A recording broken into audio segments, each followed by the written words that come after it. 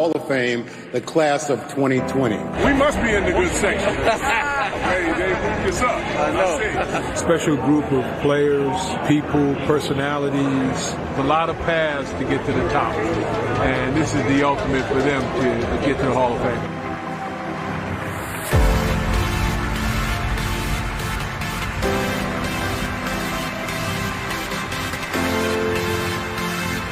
This was more than a dream come true. Never thought it would happen.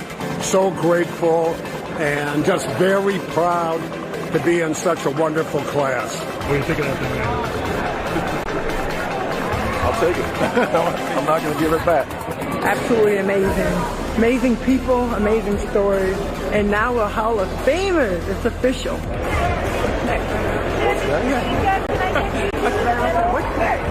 It's your boy KG back here with the finest of the finest, the best of the best, an immortal, Hall of Fame.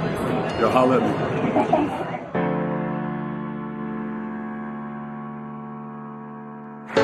I fell in love with basketball the first time I saw it. And as a young boy, I carved into my headboard of my bed, I love basketball. And I dreamed of one day getting to the NBA. I want to say thank you to all the fans, man. Seriously, for all the fans that ever cheered for me, booed me. It's all good with me. I appreciate you loving the sport, loving sports. It's because of the fans is that we athletes are immortalized, so thank you. When I say basketball chose me, I also say thank you because Kelly Koskoff and the Indiana Fever took a chance and they chose me. A player that they knew couldn't make an immediate contribution to the team, but one that they believed in for the future, a 20-year future and counting. I am proof that hard work, undying faith, and a solid support system, dreams do come true. Fellow inductees, what an amazing class this is. I'm honored to be here with you. I want to say thank you to the late, great Kobe Bryant, to KG. You guys demanded the best out of me, and it brought the best out of me. Thank you, guys. There will never be anyone like Kobe. I'm glad you bet on yourself, you overachiever. You did it. You're in the Hall of Fame now. You're a true champ. You're not just an MVP. You're an all-time great. I'm so proud of you. I love you forever and always. Kobe Bean Bryant.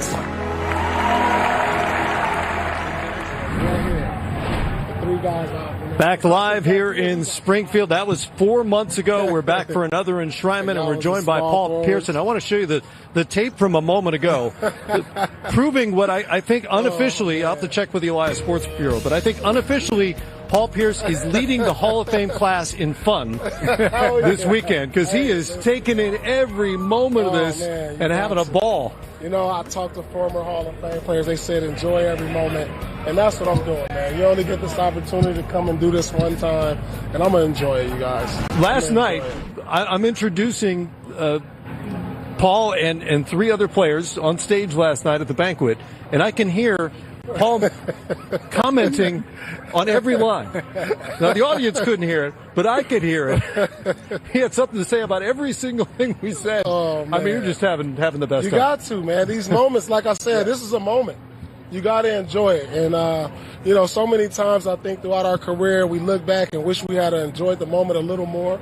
And, you know, like this opportunity right now, the Hall of Fame, the final chapter of my book, I believe. And I'm enjoying every moment. I brought my family out. I brought my kids out. My high school coach is here. My best friend from high school is here. So I want them to all enjoy this moment with me. Let me tell you a story, Matt. Harold Miner, teammate of mine from Inglewood. Yeah. We go out to play. All I hear about is there's a kid named Paul Pierce. I'm like, how old is he? So he's much younger than me, right? Right. His skill level, Smitty. Mm-hmm. His skill level. Then I got a chance to fast forward. Now, obviously, the skill set I see at Kansas. Then, me and Mookie Blaylock, we get a chance to play against him as I got older. And I kept telling Mookie, this is a kid I can't guard. I didn't defend that well anyway, man. But there's a kid that I always say, footwork, skill set, like me. Yep. Not that athletic, but athletic when he wanted to be. Mm-hmm. But I always said he's going to be one of the greats Now he's a Hall of Famer, but I always say there's guys that need their own spot. Yeah. Paul Pierce needs his own spot on the floor because if he caught it there, it was something bad going to happen. Well, let me tell you, Smitty, you're one of the guys I idolized growing up. I'm going to tell you, I watched you at Michigan State. And like you said, you had the great feet work, and that's where I get a lot of that from. I watched guys like you, Jim Jackson, and Grant Hill. We all played the same position, so I idolized and watched you guys because back then we watched college. We didn't have, we didn't watch a lot of NBA. I thought NBA was boring, so we watched the college guys. You at Michigan State, Jim Jackson at Ohio State, and Duke's Grant Hill, and you were one of the guys I emulated. And if you see, I got a move where I did the Smitty now. I got a Smitty on the baseline. I got a highlight to where I did it, and I got a dunk on the baseline. But you were one of the guys I idolized and watched and patterned a lot of the things I do that you saw throughout my NBA career. You know, the resume is the resume, and I'm sure if we haven't already, we'll show it on the screen, everything you accomplished during your basketball career. What is it you would like people to remember about you when you think of your own career?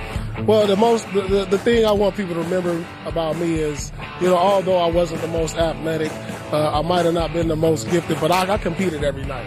And that's one thing that people can't say about me. I may have played against guys that was more talented, more heralded than me, but the one thing you wasn't going to do was going to outwork me. And at the end of the day, if my numbers didn't reflect on how I play, where you give 20, 30 points, I judge my game off my effort. I knew if I gave 100% effort that day, no matter what my numbers was, I could hold my head high when I left that gym. The one thing I like, just to add on to that, is your competitiveness. But also, here's a young guy, Matt, that got drafted to not just a regular organization. This is the Boston Celtics organization. For him to ride that wave, put this organization on his back, and then later in his career, take him over the mountain. To be one of the best, Hall of Fame is Hall of Fame, but to be one of the best Boston Celtic players, put that in perspective. It was a tough ride, I'm telling you. It was like one of those scary rides at Magic Mountain. It was tough. It went through a lot of loops, went through a lot of drops, but eventually, we got there, and I hung tough. I'm telling you, it was frustrating, Smitty. When you look at your peers, you look at guys like Tracy McGrady and Vince Carter and Kobe having success in the NBA, going to the playoffs every year, and I'm going home watching them. That was frustrating, and at times it was like I wanted to quit. I wanted to go somewhere else, but I'm happy with the ownership. They showed confidence in me. They ensured they would try to bring a team around, and they did. And finally, it took 10 years. I waited 10 years for it. Some of us are more fortunate they get it early. Shaq was with Kobe in his first years, and McGrady had Yao and all these guys. But that's the way sometimes it works, and I'm happy that it ended that way. I had a chance to play with Kevin Garnett, Ray Allen, and we won a championship, and I'm happy the way my story of the Hall of Fame. No. I don't think anybody starts with their basketball career going like, oh, my goal is to go to a Hall of Fame. And after all, I guess you got to earn it. But no, this is just so cool, so humbling, great. I've been here a couple times before for Michael, for Mr. Jerry Reinsdorf, for other people, but it's just nice. It's really humbling, but nice. You brought up two names that you have chosen those gentlemen to welcome you into the hall tonight. What does it mean to you that they will be here with you on that stage? They're my friends. Obviously, one was my teammate. Had some bad memories with that guy. Had some great memories with that guy. I guess I earned his trust. And a second person, I take him as a friend. He owns the Bulls, but he treats us as a regular people, friends, and then I love about it. And Michael Jordan will not say yes to just anyone. You know him very well, so the fact that he's willing to stand up on that stage with you and welcome you like a brother, what does that mean? Well, I begged him for a long time. No, it was, I asked him if I ever do go in a Hall of Fame, would it be there for me? And he said, of course. And he was recently in Croatia. I don't know if that's well known or not, but I just made sure that he's going to come back on time, and he's here. That's amazing. Congratulations. Enjoy this night. Thank you very much. Appreciate it. Matt. All right, Stephanie. Thank you much. Maybe nobody, this might be a stretch, but I don't know. Maybe nobody in the history of the game has been more involved at more levels than Jerry Colangelo, who is the chairman of the board of the Basketball Hall of Fame. He spoke with Kristen. Thanks, Matt. I'm here with Jerry Colangelo. I want to ask you about this class and what you're most looking forward to tonight. Well, I think it's a very diverse class. Very excited about the people who are here. You know, people wonder, what does it take to really become a Hall of Famer? And each and every one of them have a great story to tell, which in itself explains why they're a Hall of Famer. So I'm excited about every single one of them. We've had a lot of great classes, and this one is right near the top.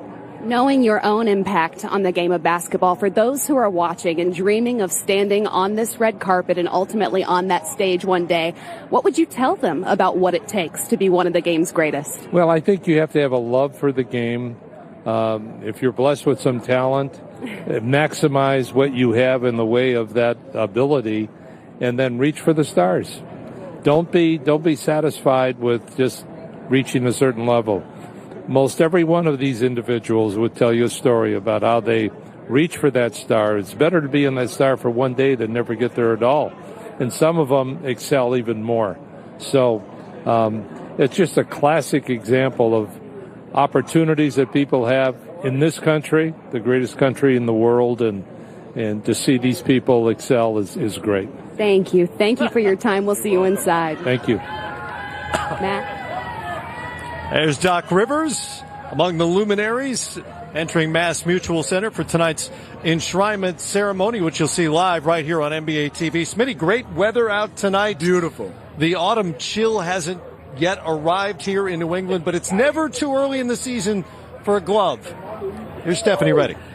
Thank you so much, Matt. The glove, also known as GP, Gary Payton, he is kind of the mayor here at Hall of Fame because not just you are in it as a member, but you're heavily involved in this entire process. So I know you always want to have people want to stop and talk to you, so I appreciate you stopping. What does this mean, though, as a player, someone who's been around this game forever, the significance of this night? Well, you know, it's a big thing. It's a big deal to me because, especially with Jerry Colangelo making me a part of it and being a part of all the committees and stuff like that. And the Hall of Fame always making me participate in it and ask me to. It's a big thing for me, especially to come and show all the other guys who make it after me. And I raised them or I was with them.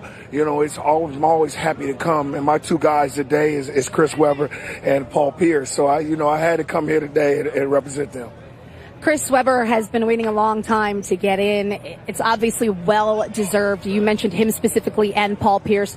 What sort of impact have they had on this game? A big impact. You know, Paul being the truth, doing the things that he did with Boston for so long, you know, and especially getting him a championship. But people didn't understand about Chris Webber. Chris Webber wasn't just a great college basketball player, but he was a great NBA player. When he was at Sacramento, even before when he got with when he got drafted to Golden State and then went to Washington and all that stuff, I think Chris Webber made his statement when he was at Sacramento, when he was doing double-doubles. 20 and 10 is a big number for somebody to do that. And you got to look at the plays that he was making and the things that he did for basketball. So both of them was really, really true to the game. All right, Gary, thank you so much for stopping. Good luck, Coach, with your upcoming season. Matt Weiner, take it back. All right, Stephanie, thank you much. Our thanks to Gary Payton from the class of 2013 as well. The class of 2021 getting set for enshrinement at 7 Eastern Time. Honor. So I'm just thankful to God that He blessed me with the talent to actually play this game that I love so much. So my family has given me so much, so I just tried to do as best as I could for them and make them proud. When it comes time to make the decision on who welcomes you into the hall and stands on that stage with you, what was that process like? It was a long process to figure out who my presenter was going to be, but I just thought back to a lot of the coaches that had an impact in my life, had an impact on women's basketball, who spoke up for me for the 2004 Olympics, and Van came to mind. All the battles between the Monarchs and the Comets, and he's just a well-respected coach. He just did so much for women's basketball, and I'm just thankful. I'm proud and thankful that I chose someone like Coach Van. When you look back on your career, and now you're here today, was this something that was a possibility for you in your mind?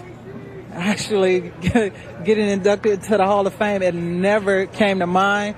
I say winning a championship in the WNBA, any professional level that I was on, maybe playing professionally, just the opportunity for my family to see me play on the highest level. But to be inducted into the Hall of Fame, it's mind-blowing.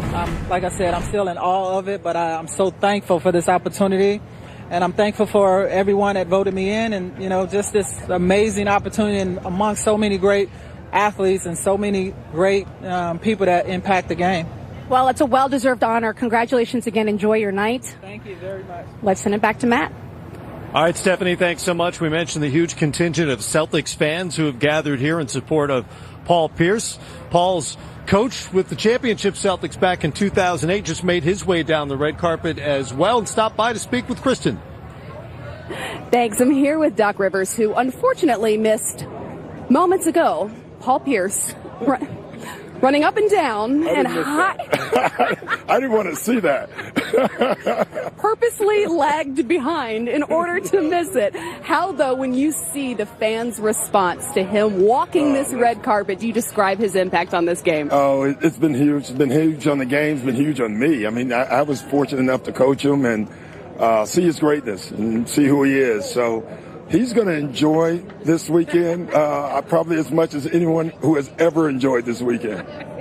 You coached Ben Wallace as well. He enjoys it in a more subtle fashion. Yeah, Ben is such. I coached him early in his life, and so you can see the greatness. He's one of those guys that bought into who he was, and that's why he's going into the Hall. It's so deserved for him. Impact is the word that seems to continually come up when you talk about the players that are inducted into the Hall of Fame. How, though, do you describe the impact of the 2008 Boston Celtics team? A huge impact in my life, but probably the hardest playing championship team through the year. I mean, that team with Kevin and Ray and Paul, obviously spearheading with Rondo and everyone else, just a great team to coach. They got it. They went after it. It's the best. Coach, it is great to see you. Congratulations. I'll see you inside. All right. Take care. Right. Yeah. Matt. Last night he was dressed like 007. You had like the white dinner jacket on. Yeah. Very sharp. Well, now elevating the style here. Well, now everybody's calling me 007 now. So, I mean, I like cool. it. It's cool. I'm going to run with it, man. I like it. What's going through your mind now that it's here? You know, it's just crazy to see everybody here. I've been nothing but a fan of the game, a student of the game for my whole life. And just to be in this position, even though I wasn't able to have the career finished the way I wanted it to. I think that I've been humbled by that. I'm grateful for it. And just to be here in the place where basketball was born, I mean, that's, it's indescribable. But just being able to be here and see all the legends, see the people who paved the way for the game, and just get to say a couple words, it's been great. Chris, take me back to that 6'2", 150-pound kid in high school that competed always. Yeah. And then you took that to Georgia Tech, where I got a chance to watch you play.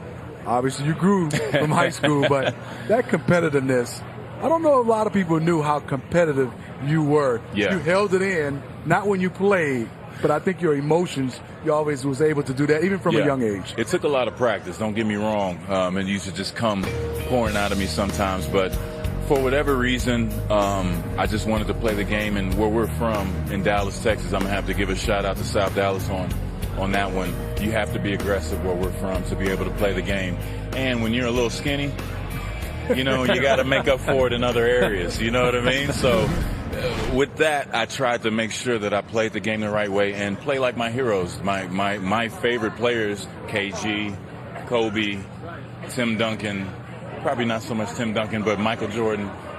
You couldn't tell, but they were very intense at all times on the court, and I tried to embody that every time I was out there. Not that I want you to give away your speech, but who are the handful of people who you think about who helped get you here tonight? It's so many people to try and thank. That's one of the things I've been struggling with the whole time. To be honest, I think about more so the people who probably won't get mentioned, the bus rides and the car rides, and the coaches that, would give me a hot meal after practice because, they could have just sent me home hungry and just dropped me off. But picking someone else's kid up every day, taking them to the gym every day and dropping them off. And I know people were like, yeah, this kid thinks he's going to make the NBA. Like, you know what I mean? But for whatever reason, they kept trusting that I would just continue to work hard, continue to do what I'm supposed to do in the classroom. And they kept coaching me and kept teaching me, and it's worked out for me. I know the question's been asked to a lot of Hall of Famers, but how does it sound? Chris Bosh, the Hall of Famer.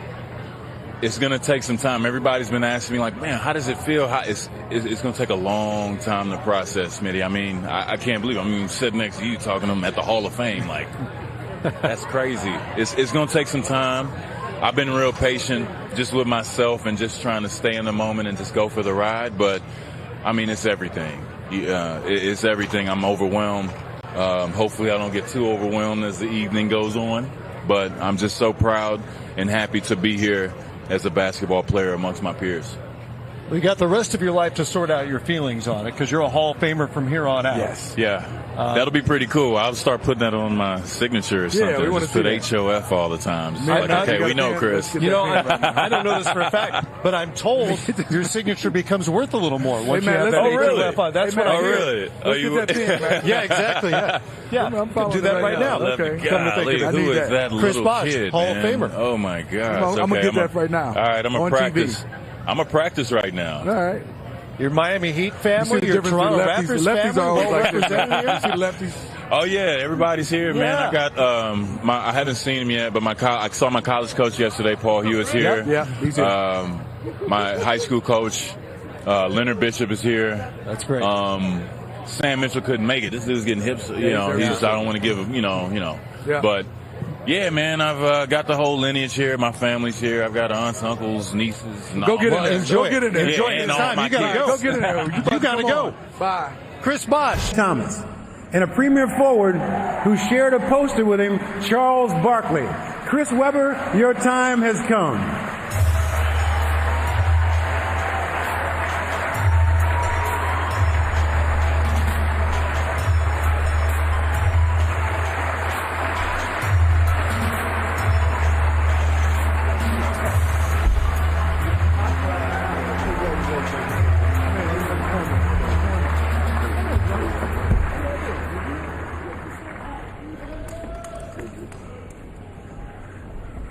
Sweating a little bit.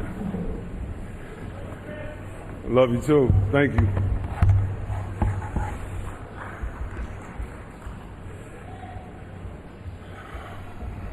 I want to first thank God for His grace and mercy for allowing me to be here tonight. It is truly an honor. I'd like to thank the Naismith Hall of Fame. I'd like to thank Jerry Colangelo and basketball fans over the world for this wonderful honor. This award for me is not just about a game, a series, or a season. This represents to me the culmination of perseverance, excellence, and consistency. That's why I want to take time and thank those that God put in my life to help me get here. First, my parents, Mom and Daddy. I love you so much. He's going to keep it short. You showed me how to love. You prepared and you protected me. Dad, I watched you come home every day from the factory, the GM. Never crying about the what-ifs, never crying about anything. Taking care of our family, you showed me how to be a man. I thank you and I love you.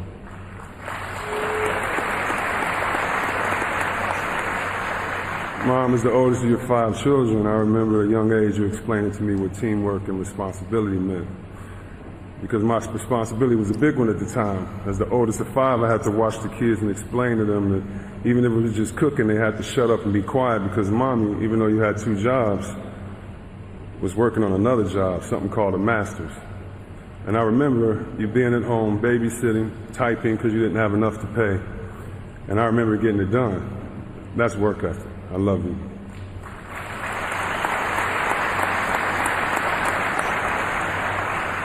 To my brothers, Jeff, Jason, David, my sister, Rachel, I love you guys, my nieces and nephew, Noble, Jordan, Colton, Casey, Laisha. To Detroit, what up, though? What up, though? To my, what up, though? Ashley, I love you. Charlene, your nephew, thanks you for everything that you've done for him. Pastor London Wood, Donella Damon, Uncle Leroy Paul, Auntie Maddie Rochelle, and sweet Mickey, thank you. And to my lady, my baby Erica, my twins, I love you. Thank you for being a wonderful mother to our children. I'd like to tell all of you a story about a lady named Mrs. Stearns. Some may know I have an African American history collection, and sometimes I take them to schools and I speak about the stories behind the faces. Well, Mrs. Stearns for me was a catalyst for my love for history. The first time I fell in love with sports was in her history class. She sparked my love for the history, hypocrisy, the reverence, the absolute power of sport. As class would wind down before class and recess, Ms. Stearns would wow us with stories from the past. We would beg her to tell us more about the greatest players to ever play. And looking back, she took advantage of it by putting that information that we shared up on test, and we'd even celebrate during Black History Month. She spoke of traveling all-star teams and music and food. She told me that we were blessed, that there was a time when, even if we had the obvious talent to compete, there was a gentleman's agreement among the owners that effectively banned blacks from the NBA, NFL, or MLB. She would whisper nightmares about the Klan chasing teams from city to city, or recount how it tore at men from the inside, not being able to do what they loved. She encouraged us to know our history. She wanted us to familiarize ourselves with some man named Jackie Robinson. She was proud of this man. She spoke of him with certainty and conviction, and one day after class, she asked me to stay after. I was worried. I thought I was in trouble, and thankfully that wasn't the case. She spoke kindly and softly and said, I know you get teased a lot, but I see something in you. Everyone does. You have to be like Jackie. You have to be strong. You got to pray, and don't let people get to you. They're going to try to get to you. He was special, and you are too. I didn't know why she told me all this. I didn't even play sports at the time. Then later, at the end of our discussion that day, Ms. Stearns pulled out a small picture box and opened it. And she showed me a picture inside and explained to me that the man wearing a baseball hat in the photo, his name was Turkey Stearns. Turkey Stearns was her late husband. He started playing baseball professionally in 1920, retired in 1942. He played for the Detroit Stars and ended up with the Kansas City Monarchs. He's considered one of the greatest baseball players of all time. He batted over 400 3 times, led the Negro Leagues in home runs 7 times. He has 50 more home runs as the #1 hitter than whoever's in second place. To supplement his income, he worked summers in a factory owned by Walter Briggs, owner of the Detroit Tigers, a team that didn't employ blacks. Now, I know this seems like a down or a baseball story, but to me, this is just an example of God's grace in my life. You see, I was being filled with energy of those that had been in the struggle, not just from family and friends, but those in my village. Mrs. Stearns saw something in me before I saw it in myself. Her presence and expectations of my life's potential have stayed with me since our conversation in class that day. Not as a burden, but as validation, holding me to a standard. So how could I move forward after having people like that in my life and hearing first-hand accounts of dreams deferred to the past? How could I not think that I must pay it forward or honor those that have paved the way? And so tonight, just a few miles from Boston, how could I not thank the great Bill Russell, Red Auerbach? How could I not thank others? Yes, please clap for them.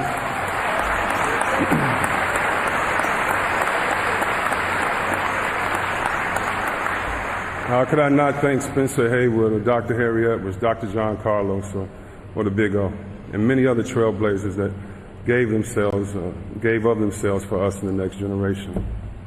I'd like to thank Temple Christian, my coaches, my teammates there.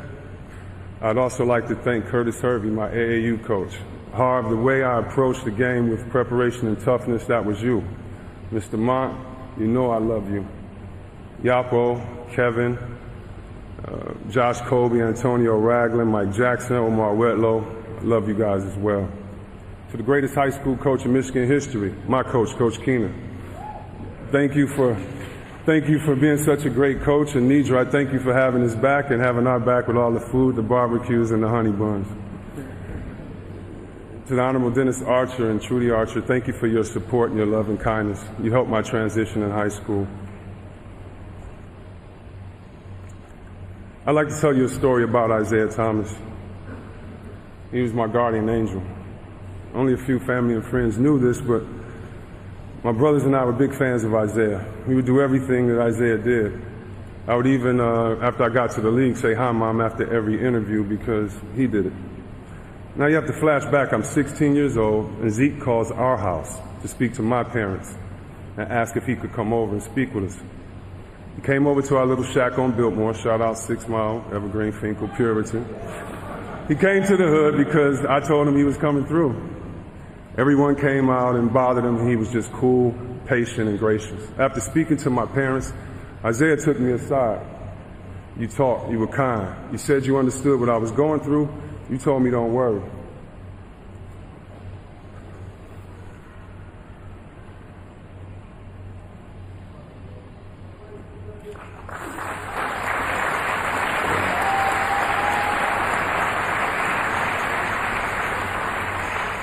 You explained if I needed anything, you'd be there. Financially, mentally, spiritually. You explained that it's about the long run and I had to stay focused. You told me don't start believing the press.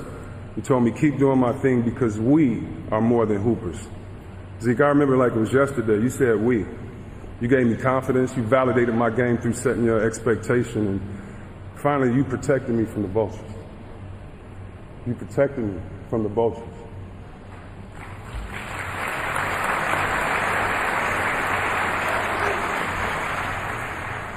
That's why I never had to take a penny from anyone. You found me. You took time out of your life. You took pressure off of me and you planted a seed. And I've helped so many kids only because of your generosity and what you've shown me. Thank you, Isiah. I love you.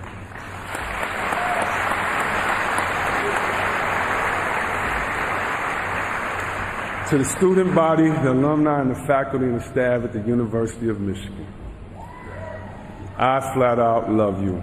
It was my pleasure to don the number 4 jersey of the maize and blue. I loved every moment at the University of Michigan with my teammates, my brothers. First, I'd like to thank Coach Steve Fisher and his wife, Angie. Coach, your calm approach. Fisher, thank you. Coach, your calm approach, focus, and deliberate ways and intense practices allowed us to be ourselves. We could stick to instructions and just let it all hang out. Juwan Howard, Ray Jackson, Jalen Rose, Jimmy King, I love you. All of my former teammates at Michigan, I love you. I can't believe what we accomplished. I'm proud. I'm always asked, what do I think of the Fab Five? And very honestly, I know it was a wild ride, but I stole an email from a friend of mine, Peter Gilbert. I snuck an email, and I'd just like to read to the fellas what he wrote, and I can't believe he got it. The Fab Five is one of the iconic stories of modern-day sports history. 5 young black men who changed the fabric and culture of sport in American society. 5 men that changed the game of basketball. Fab Five had a brash audacity in everything they did. They played basketball like a house on fire. It was joyful. The Fab Five were not puppets of the system. They played their game. They played as though they knew deep inside that they represented a new day ahead. Basketball was not just a game, but a statement. And when we played ball, you saw our lives played out on the court. Each one of them represented their families, mentors, and community. Basketball was a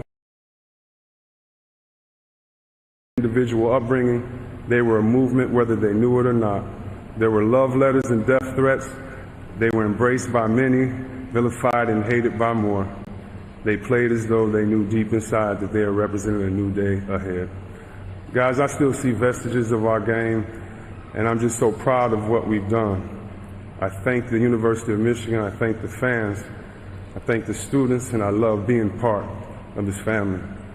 When I got to the NBA, it was just a great community, and as a rookie, I had so many people to help me. I'd like to thank the late David Stern for all he's done for the game. I'd like to thank Commissioner Adam Silver. But anyone who knows the NBA intimately knows that we are a league of men, but we have some boss women running things around here. So I really like to thank Leah Wilcox and Krista Chan.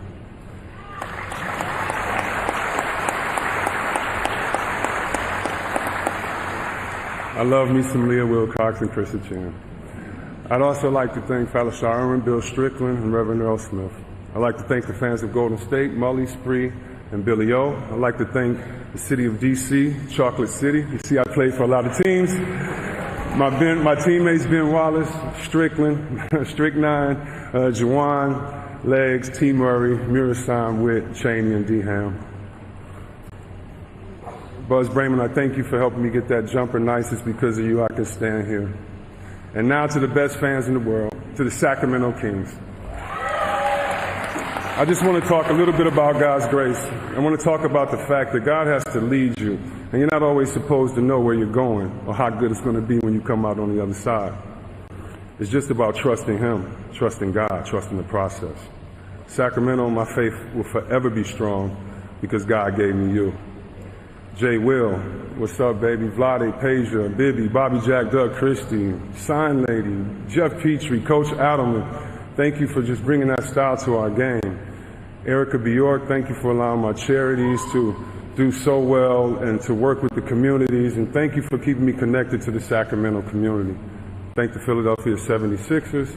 AI, you were the best player I ever played with, and then it was an honor to rock with you every day on the court. And I'll just skip and say finally the Pistons and Joe D, Chauncey, Rip, it was an honor to be able to play in my city with you guys. Thank you.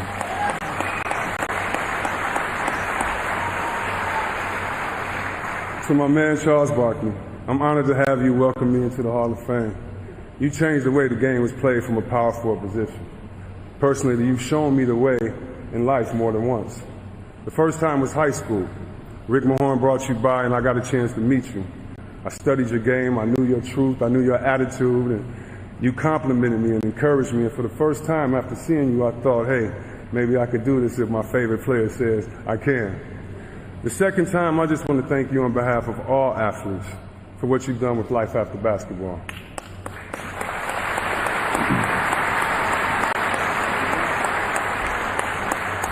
I've never left basketball, and I've been a part of the NBA for close to 30 years between playing and commentating. The reason I've had such longevity is because of you. You wrote the playbook. Be honest, be yourself, and whatever happens, happens. Charles, I know others opened the door for you as far as athletes and commentators, but personally, Charles, everything changed with you. So on behalf of any athlete on TV today that gets to share their opinion based on their experience, I want to give you your flowers and say thank you. You've made millions for many. Thank you.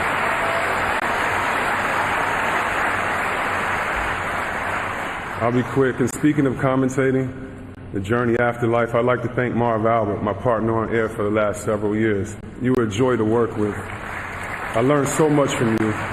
Our discussions on basketball were some of the best. Dick Stockton, Reggie Miller, thank you for showing me how to prepare for games. Steve Kerr, Kevin Harlan, and the many producers, directors, and PAs that work with me. Thank you very much.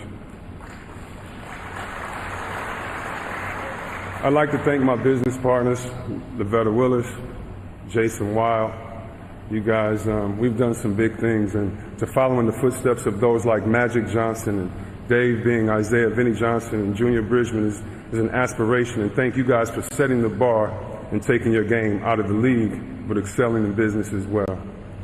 And lastly, it would be unfair if I didn't talk, or it wouldn't be right. I'd be remiss if I didn't get to talk about moments that raised you. I talked about all the wonderful people that helped put into my life, and again, Kevin, Yapo, Adrian, Vince, if I missed anyone else in high school, I'm sorry. But there are moments that raise you as well. Moments when you have to stand alone, moments when you can't cop out, moments when all you can do is stand, moments when you question everything. There's no guarantee in winning. Sports is the most fair platform because it's unfair to everyone. I know a little bit about that, but it's all about the commitment. It's all about the moments when people doubt you. Wins aren't guaranteed, but losses are. And I'm just here to tell you, no matter who you are, a champion like Kevin Garnett or Isaiah or Paul Pierce, Ben Wallace, or a guy like myself that just went through the league and did my thing, you're going to have to bounce back. And I would hope for many athletes that you do take mental health very seriously and you get help. But also, I would like to tell others, thank you.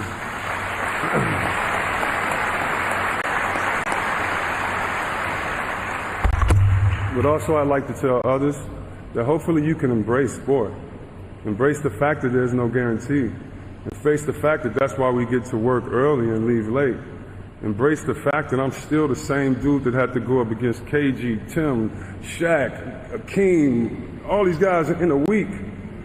Just embrace the journey, embrace it, embrace it, embrace it. Do not run from it. And if anybody ever wants to know how I feel, there's a song by Marvin Sapp. It goes, I never should have made it. I never would have made it without you. I would have lost it all. But now I see you were there for me. And I can say, I'm stronger, I'm wiser, I'm better, I'm so much better. When I look back at all you brought me through, I can see now that you were the one I held on to. Thank you very much.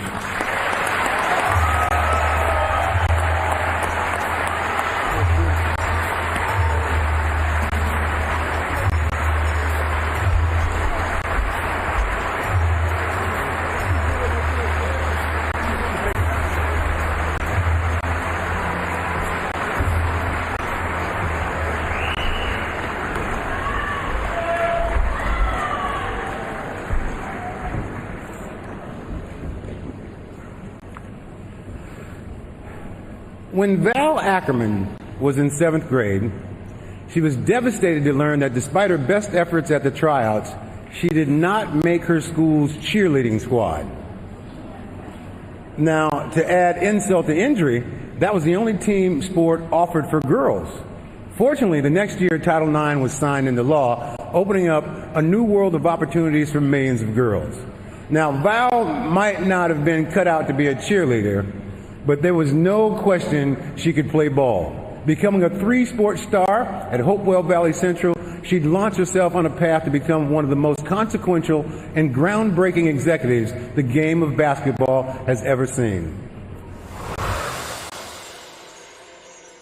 A trailblazing executive who has made significant contributions on all levels of basketball, Val Ackerman began her career as a star player at the University of Virginia. She went on to join the NBA as a staff attorney and eventually served as a special assistant to Commissioner David Stern. In 1996, she became the first president of the WNBA. Welcome to the inaugural WNBA draft as we mark another milestone for our league. She had so many positive qualities. You could tell from the start that Val just had what it took. Ackerman was an innovative leader, making sure the new league got off on solid footing. When we look at the history of the WNBA, Val has to be on Mount Rushmore. She provided the leadership and stability that the league needed at its outset. Val laid a foundation. She was the first. She walked through it. She was in the trenches with us. She learned as we learned, and we were all a team. Today, we're all part of history. There'll never be another first WNBA champion. It wasn't just important that the president of the WNBA was a woman. It was important that the president of the WNBA was a strong leader, and Val was that. In 2005, she became the first female president of USA Basketball, but her connections to the organization date back to the days when the Dream Team was just an idea. She earned the respect just by her accomplishments, and she was able to generate great enthusiasm from the people she dealt with because of that respect. Since 2013, Ackerman has been the commissioner of the Big East Conference, engineering its return to national prominence in basketball. Val has been a pioneer in every sense of the word, a leading executive and voice for USA Basketball, the NBA, the WNBA, and college basketball for decades, and is just getting started.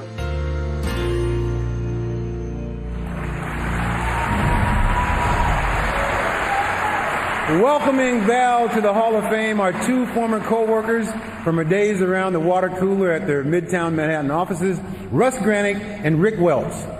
She got next, Val Ackerman.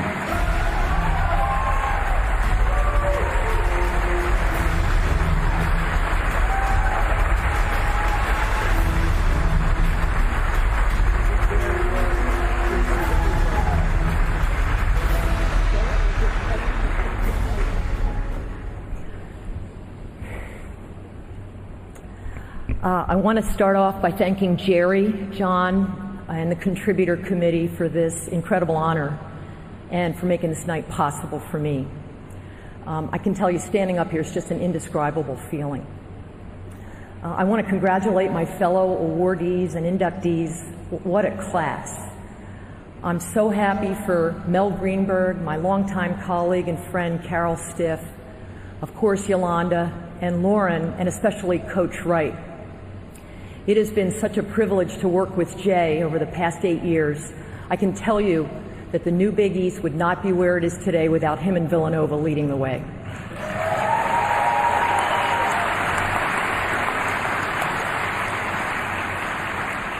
I want to acknowledge my family who's here with me tonight, my dearest husband Charlie, our 2 daughters in pride and joy, Emily and Sally, my beloved brother George, and my nieces Brooke and Paige, collectively the Rappermans, since I joke. There are too many memories to share about sports, the Jersey Shore, and pets, so much love to you all. My dad, Randy, was a high school athletics director and a basketball referee, and my mom spent her career in state government in my home state of New Jersey.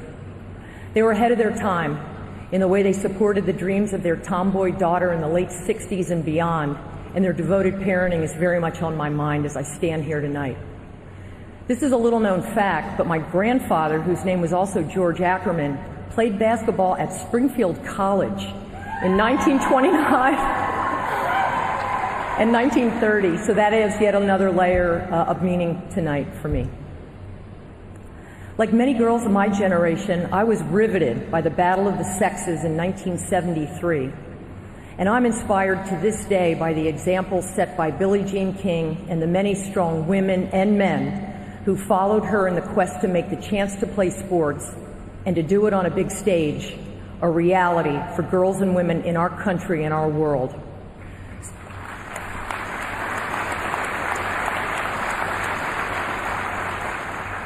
Some of these trailblazers, themselves Basketball Hall of Famers, are in the building tonight, and I salute you, all of you, for being guiding lights and paving the way. I'm eternally grateful to Barb Skiba, my coach at Hopewell Valley High School in my hometown of Pennington, New Jersey, and Debbie Ryan, who made it possible for me to attend the University of Virginia on a basketball scholarship in the early days of Title IX. I want to acknowledge Gary Bettman, who jump-started my career in basketball by hiring me as a staff attorney at the NBA in 1988. One of my earliest roles at the league was to manage salary cap questions from the teams. And I remember coming back from lunch one day during my first week on the job to find urgent while you were out messages waiting from Jerry West, Willis Reed, and Elgin Baylor, who were all NBA GMs at that time. How cool was that? I think I still have those messages in my souvenir drawer. Sure hope I gave those guys the right answers. This night for me is always our chance to celebrate not only the artistry of our players and the wizardry of our coaches, but to reflect on the roles played by the countless executives and administrators at the NBA, WNBA, USA Basketball, FIBA, the Hall of Fame, and in college basketball, who work relentlessly behind the scenes to move our great game forward. Sly Stone said it well, we are family. My journey in the sports world over the past 33 years has allowed me to work with and learn from, yes, a veritable Mount Rushmore of basketball giants. Looking back, each one is, or was, unique in his or her own way, but they all brought to their work competency, a sense of purpose, tirelessness, and the ability to bring people together to get big things done. Two of the best are standing up on, or should I say sitting on the stage with me tonight. We all know what Russ Granick did to build the NBA during his long tenure at the league, but his role on the women's side was just as significant. And women's basketball owes him a huge debt of gratitude for the expertise, professionalism, and support he brought to the national team and most of all the WNBA.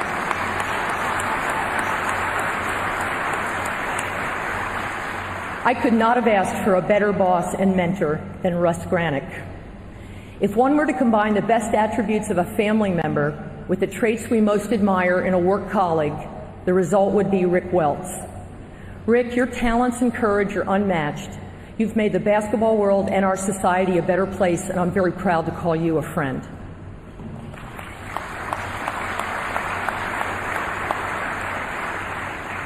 Leadership is about vision, and I'm the beneficiary of the forward-looking thinking of two basketball titans, both named David.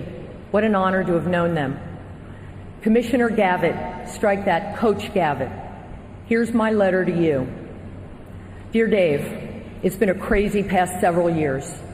The basketball schools and the lawyers were able to hold things together and get us rebooted after all the exoduses.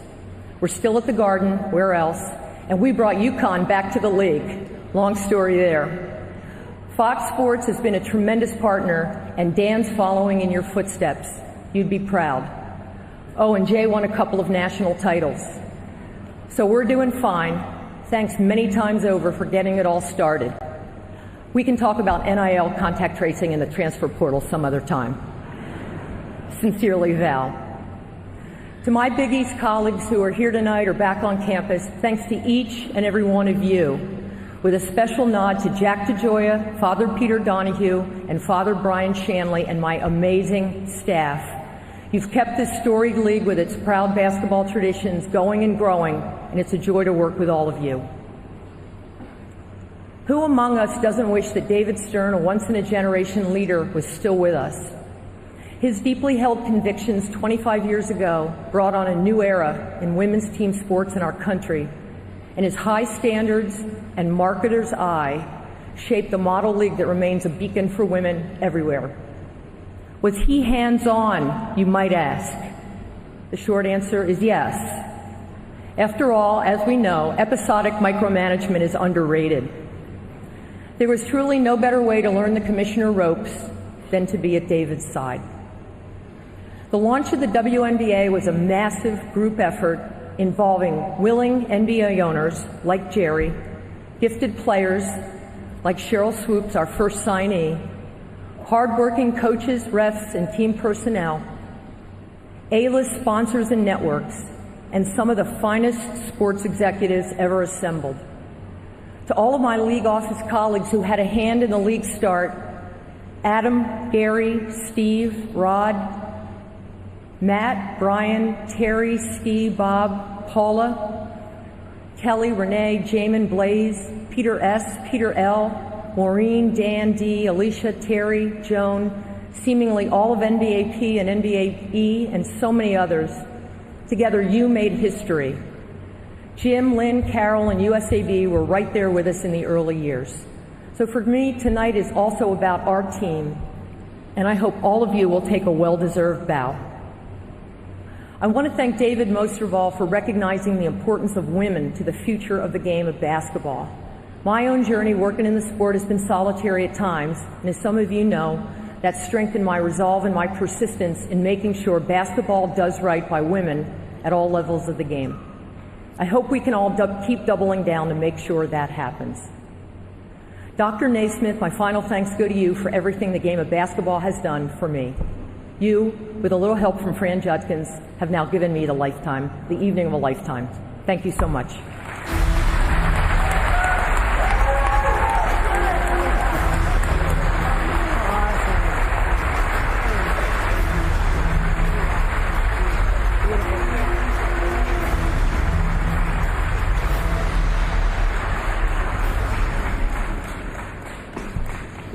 Val, did I hear that right? Were you quoting Sly and the Family Stone? On a night like this, it's not that hard to get carried away with the superlatives. That's how much greatness is in the room. However, in a gathering as grand as this one, there's one man who stands alone for compiling an unmatched list of achievements in the latter half of the 20th century while blazing new trails in the fight for equality. Game recognizes game, and with that, allow me to turn it over to my main man who proved to know a little about leading and blazing his own trail in a new millennium. Most people who lace up their shoes and pick up a basketball never make it to the NBA. Most NBA players never make it to the Hall of Fame. And most Hall of Famers are only inducted once. But Bill Russell isn't most people. Bill already has a plaque in Springfield honoring everything he accomplished on the court. The national championships in college, the NBA titles, the gold medal. That's why today we are inducting Bill Russell, the coach. the mentor, the trailblazer. When Red Auerbach asked Bill if he would take over for him as coach of the Boston Celtics, it was an unusual request. Bill was still the team's star player, but eventually Bill agreed to give it a shot. At the very least, he joked, "I'll be playing for a coach I love." Bill Russell, perhaps more than anyone else, knows what it takes to win and what it takes to lead. That's always been true off the court as well. As I mentioned when I gave him the Medal of Freedom, marched with Dr. King and stood by Muhammad Ali. He endured insults and vandalism, but never stopped speaking up for what was right. And when a coffee shop in Lexington, Kentucky wouldn't serve black players, Bill joined his teammates in boycotting the game in their town, an act of civil disobedience that still echoes to this day. That's why I could not be more honored to celebrate Bill Russell for the way he played, the way he coached, the way he led, the way he lives his life. Because as tall as Bill Russell stands, his example and his legacy rise far, far higher. Congratulations, Mr. Russell, and welcome once again to the Hall of Fame.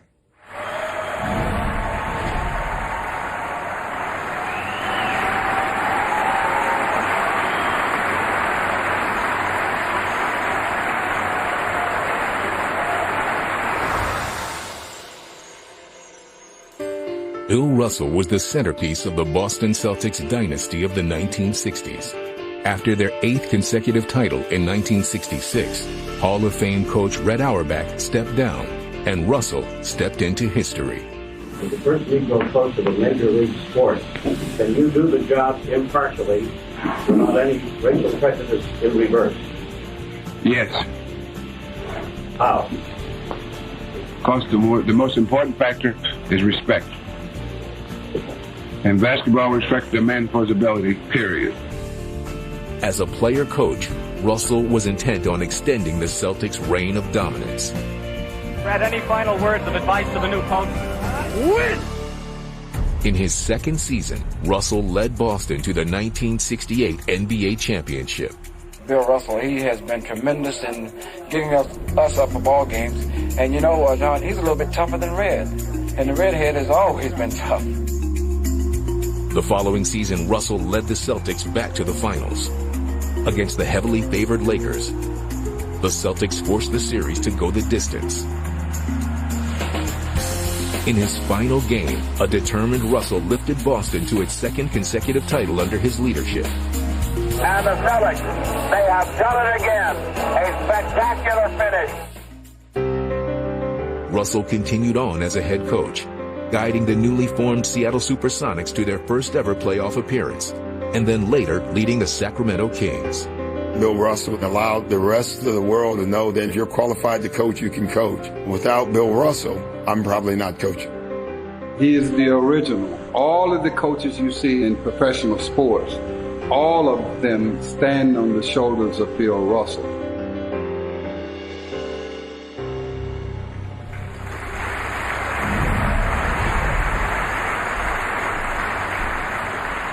Speaking in this recorded message, please welcome Bill Russell. This honor would not be possible without my good friend, Red Auerbach. Red was a visionary. When he first asked me if I wanted to coach the Boston Celtics, I wondered, could I coach Bill Russell?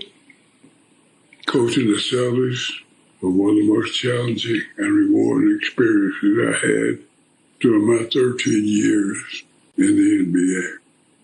I'd like to thank my Hall of Fame presenters, who each hold a special place in my life, and who I take great pride in playing a special role in their lives. We're missing 2 important presenters, David Stern and Kobe Bryant, whose friendships meant a lot to me, and to my wife, Janine. Thank you for putting up with me and for all your love and support. Thank you.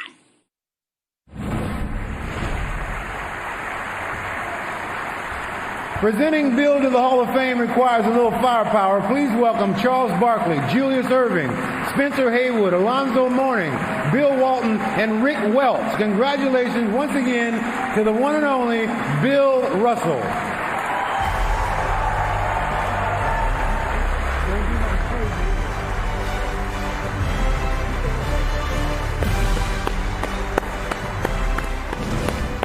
A standout on 2 continents, Tony Kukoc won 3 titles in both America and in Europe.